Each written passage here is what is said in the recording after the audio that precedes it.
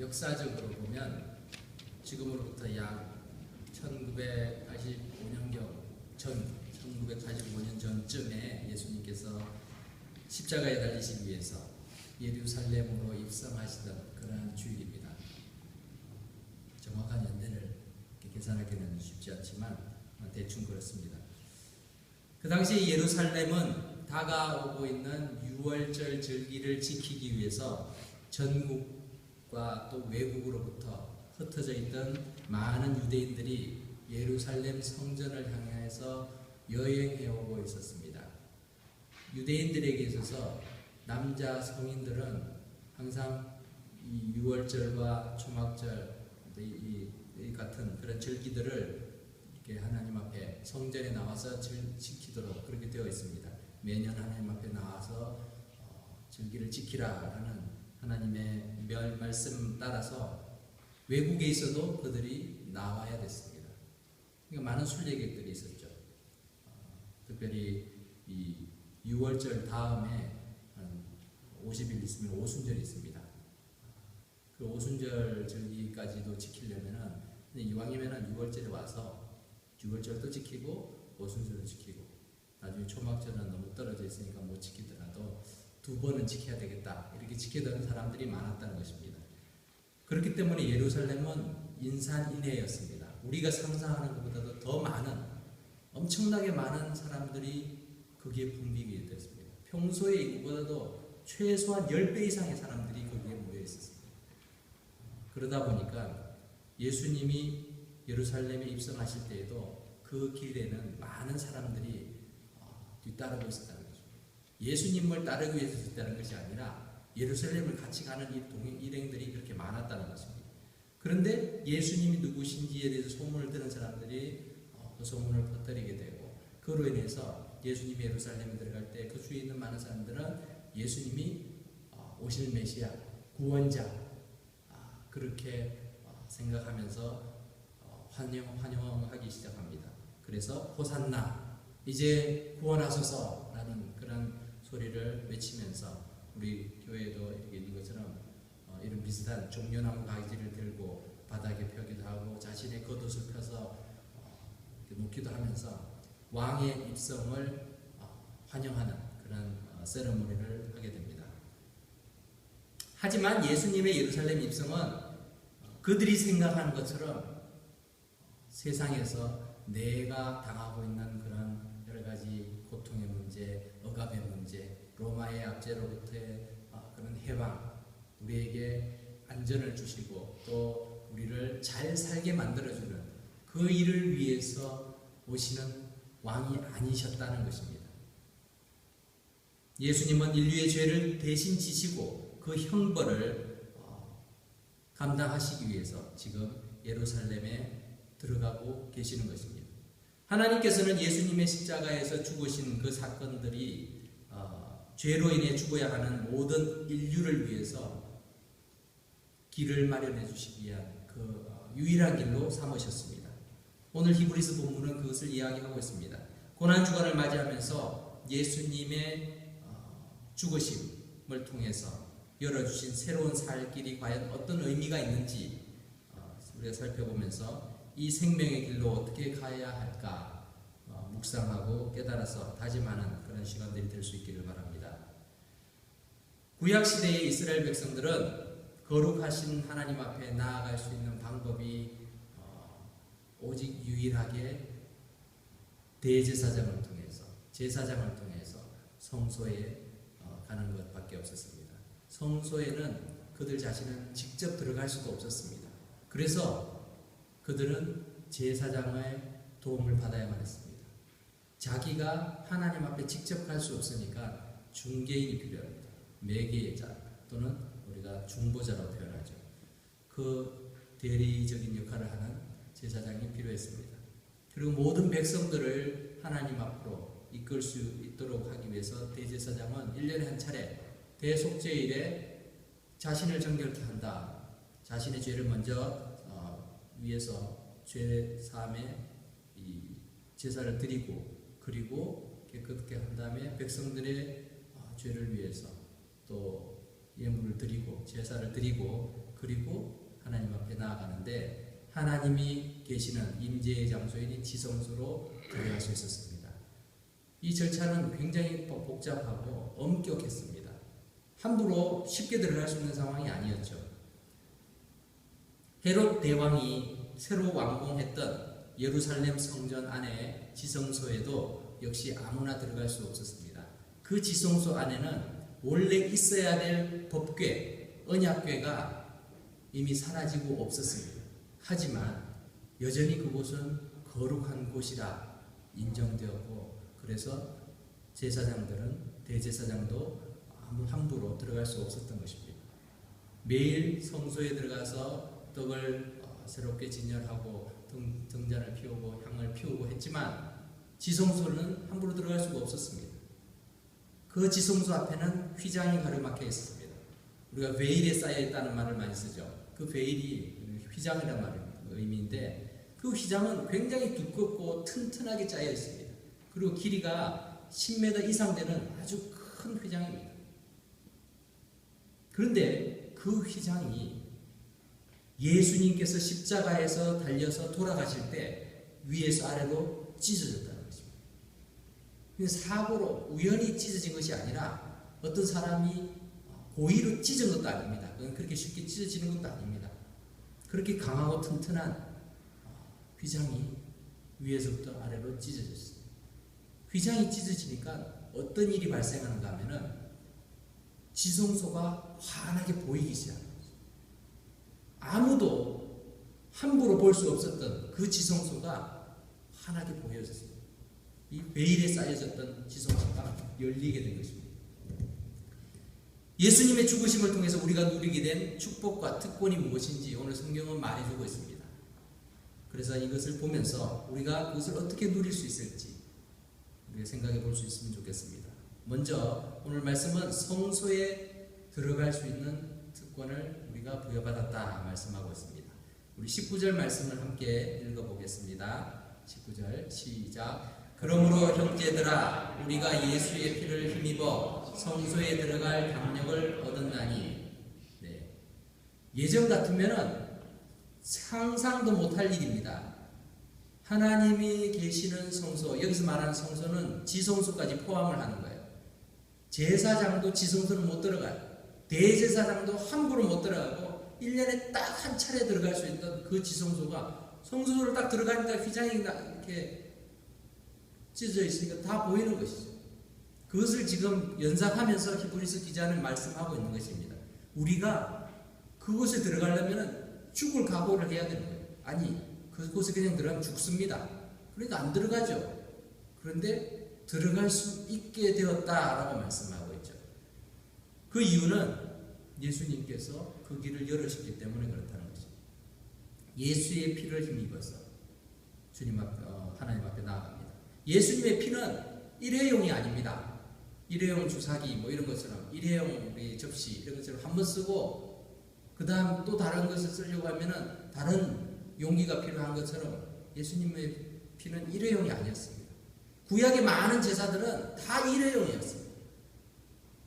짐승을 가지고 와서 자기가 지은 죄를 짐승에게 안수를 해가지고 이 흠없는 양과 염소, 양소 뭐 이런 것들이 나를 위해서 대신 죽어야 됐어요. 피를 흘립니다. 그 피를 이 사람에게 뿌립니다. 그래서 마치 내가 피를 흘린 것처럼 그렇게 해서 죄를 용서받았어요. 근데 다음번에 또 죄를 지으면은 그 죽었던 짐승을 살릴 수가 없으니까 또 다른 짐승을 데리고 와야 말했습니다. 모든 것이 일회용이었습니다. 하지만 예수님의 보혈은 일회용이 아니라 영원한 효력을 지니고 있다는 것입니다. 그래서 그 예수님의 보배로운 피를 의지해서 우리는 성소에 들어가게 됩니다. 그 피가 일회용이 아니라 영원하기 때문에 우리가 죄를 지었고 또 지금도 죄를 짓고 있음에도 불구하고 계속해서 주님 앞에 나아갈 수 있는 거예요. 하나님 앞에 나아갈 수 있습니다. 왜냐하면 그 피가 여전히 효력이 있기 때문에 예수님의 보혈을 의지해서 하나님, 내가 예수님의 피를 힘입어서 하나님 앞에 나아갑니다. 거룩하신 하나님 앞에 나아갑니다. 이렇게 우리가 나아갈 수 있는 담력을 얻었다라는 것입니다. 담대함을 얻게 됩니다. 성소의 휘장은 예수 그리스도의 몸을 의미한다라고 성경은 말합니다. 20절 말씀을 같이 읽어볼까요? 시작. 그 길은 우리를 위하여 휘장 가운데로 열어놓으신 새로운 살 길이요 휘장은 곧 그의 육체니라. 왜 하필이면 예수님이 죽으실 때 성소의 휘장이 찢어졌을까요? 그것도 위에서 아래로. 그래서 다 의미가 있습니다. 하나님께서 더 이상 이제 이 휘장으로 지성소를 가릴 필요가 없다라는 것을 보여주셨습니다. 하나님 앞에 나아가는 길들을 구약 시대를 통해서 계속해서 하나님께서는 제사 제도를 통해서 여러 가지 규범을 통해서 알려주셨지만 그 모든 것은 예수님을 통해서 이루어 주실 것이다 라는 것을 보여주는 것입니다. 그것이 완성되었다는 것을 성소의 휘장이 찢어짐으로써 우리에게 말씀하고 있는 것입니다. 예수님의 몸을 찢으시고 그 모든 피를 흘리시면서 모든 죄인이 예수님만 의지하면 하나님 앞에 나아갈 수 있게 된 것입니다. 이것을 보여주신 사건이 바로 성소의 휘장이 찢어지는 사건입니다. 하나님께서 친히 그렇게 하셨어요. 위에서 아래로 찢어졌다는 것은 하늘에서부터 이것을 이루셨다는 것입니다. 그렇기 때문에 우리는 주님 앞에, 하나님 앞에 다 나아갈 수 있는 담력을 얻었습니다. 모든 사람들이 하나님 앞에 바로 나아갈 수 있게 됐습니다. 여러분들이 믿음이 연약하건 아니면 믿음이 강하건 직분이 있건 없건 상관이 없습니다. 여러분들이 성직자가 아니라는 말도 사실 앞에가 있죠. 여러분 모두가 성직자인데 목사로서 안수를 받고 장로로서 그렇게 안수를 받고 그렇게 하지 않아도 여러분 스스로 하나님 앞에 나아갈 수 있는 담대함을 하나님이 주셨다는 것입니다. 그것이 우리에게는 귀한 특권입니다. 그리고 은혜입니다. 두 번째로 예수 그리스도께서는 여전히 우리를 위해서 대제사장의 사역을 하고 계신다 말씀하고 있습니다. 21절 말씀을 같이 읽어보겠습니다. 시작. 또 하나님의 집 다스리시는 큰 제사장이 계시네. 네. 하나님의 집을 다스린다는 것은 결국 하나님이 계시는 곳이죠. 하나님의 계시는 곳에 큰 제사장, 대제사장이 계신다는 것이죠. 그것이 누군가 하면 예수님입니다.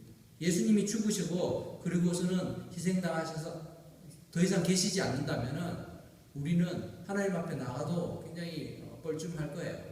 그리고 무슨 말씀을 드려야 될지 그렇게 부족한 모습밖에 우리가 보여드릴 게 없는데 대제사장으로서 예수님께서 끊임없이 하나님 곁에서 우리를 위해서 중보해 주신다는 것이죠. 이 사람을 내 피로 구원했습니다. 예수님이 대변을 해주시는 거예요. 그렇기 때문에 우리가 주님 앞에 하나님 앞에 나갈 때에 담대함이 생기는 것이죠. 나를 위해서 대변해 주는 자가.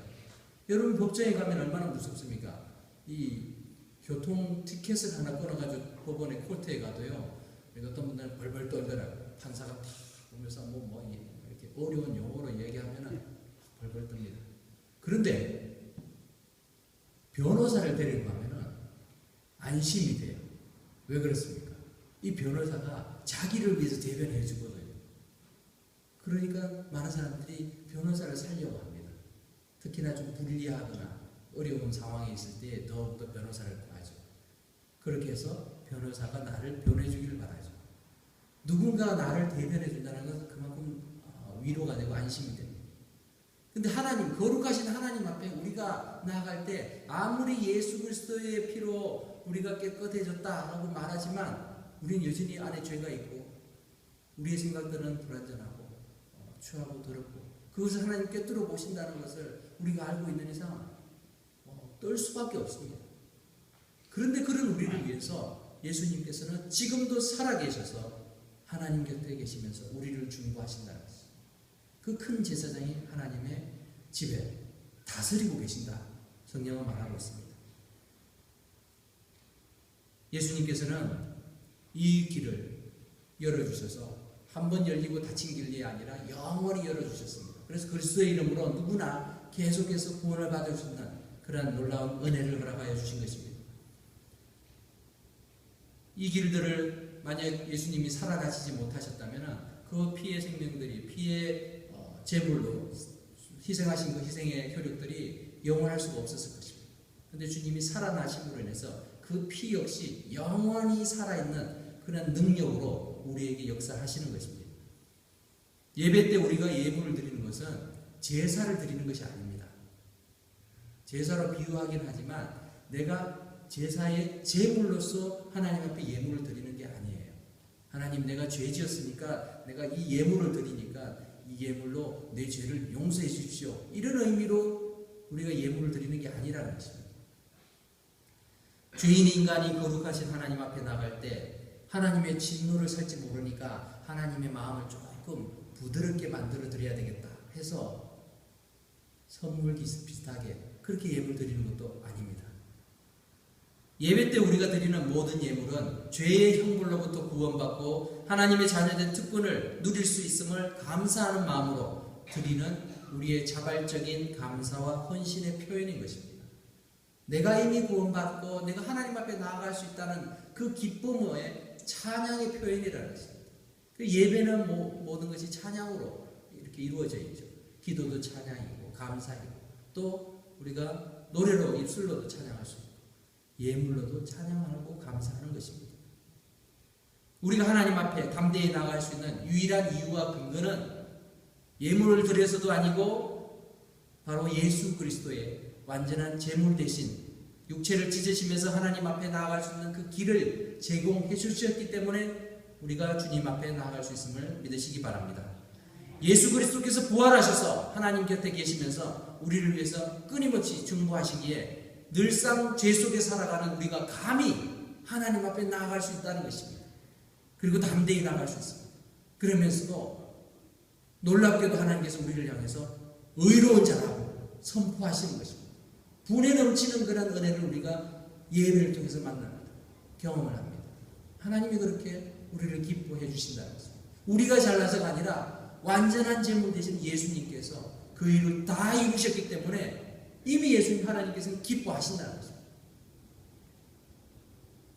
그러나 우리가 예수님께서 우리를 위해서 만드신 새로운 살 길로 나아가려고 하면 우리의 마음가짐을 새롭게 해야 된다고 오늘 성경은 말씀하고 있습니다.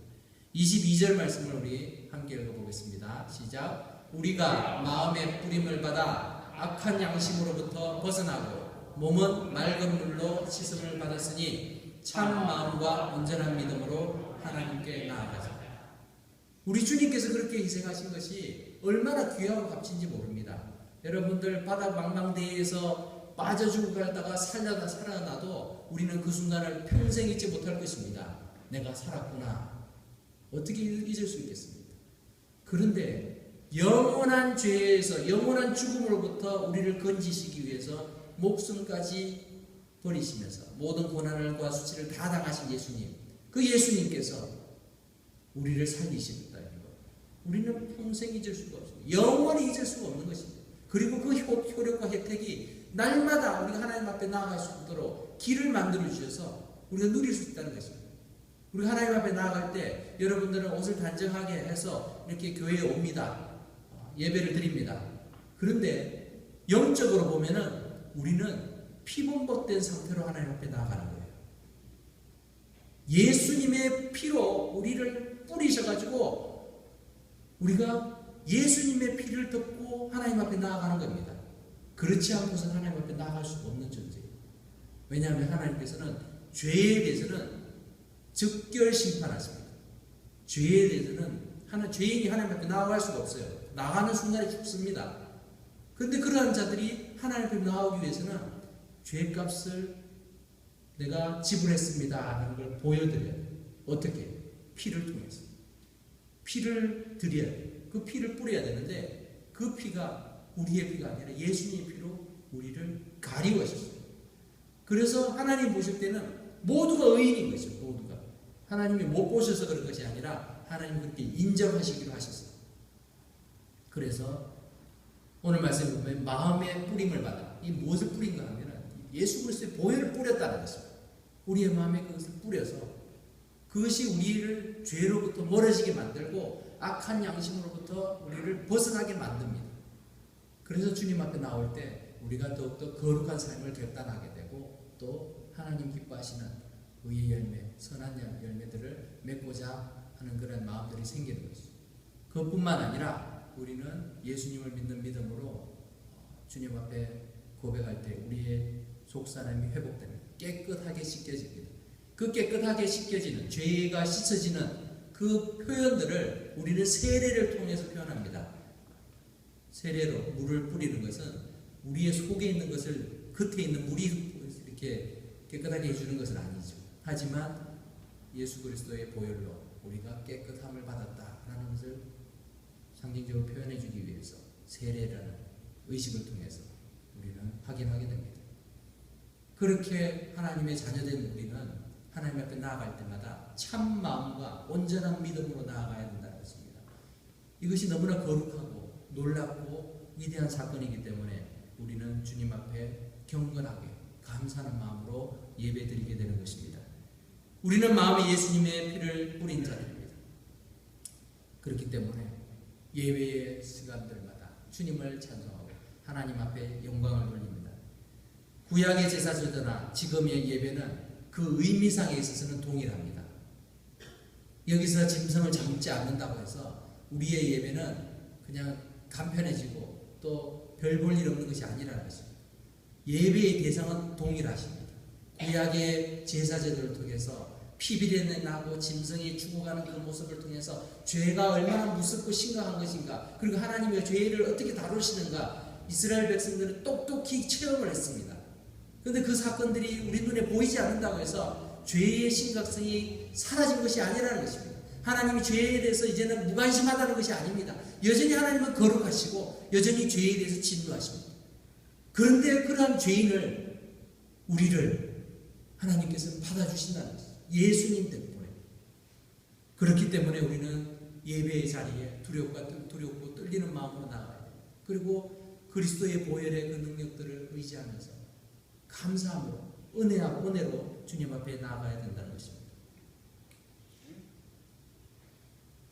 말씀을 맺겠습니다. 고난주간 어찌 보면 평소와 똑같은 일상에 존재할 것입니다. 그렇기 때문에 우리가 의지적으로 더 주님의 십자가를 생각하고 나를 위해서 몸을 찢으시고 피를 흘리신 예수 그리스도의 죽으심을 더 많이 묵상해야 합니다. 왜냐하면 그분의 찢으신 몸과 흘리신 피를 제물 삼아서 오늘도 우리는 담대히 하나님 앞에 나아갈 수 있기 때문에 그렇습니다. 그 은혜와 그 사랑에 감격하고 감사하는 마음으로 주님의 고난과 죽으심을 기억하고 믿음으로 하나님 앞에 예수 그리스도를 통해서 새롭고 살아있는 길, 살 길로 열어주신 그 길을 한 걸음씩 더 나아가는 저와 여러분 되시기를 주님의 이름으로 축원합니다.